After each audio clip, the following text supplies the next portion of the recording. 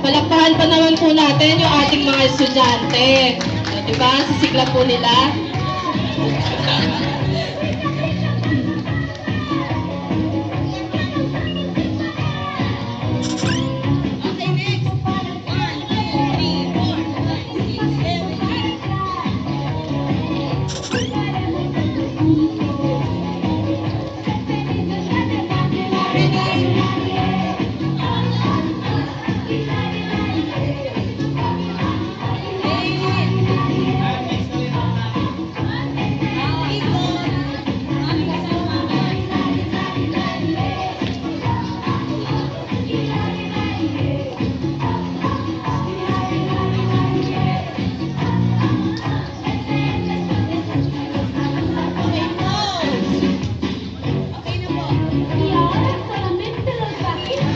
Sa MMG, para yung mga bata natin mas magiging masigla pagkasama yung mga mami.